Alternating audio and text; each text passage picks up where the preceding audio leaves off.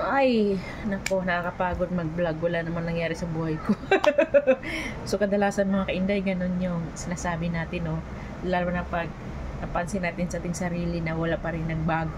Parang wala nangyari ba? Kundi, na-stress lang. Pero mali talaga mga kainday, no? Maling mindset ba, no? Kasi marami akong mga kaibigan sa Blue Up, sa FB, na lagi sila nagsasabi sa akin na, Inday Tess, pagod na ako, nanghihina na ako, parang aayaw na ako.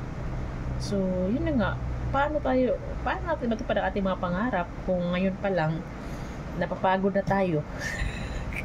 So, lagi nating sasabihin na wala talagang instant dito sa mundo ba, no?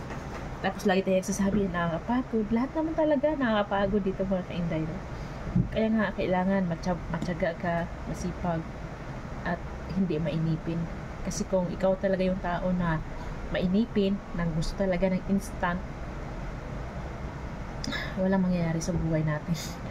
Kasi nga, lagi natin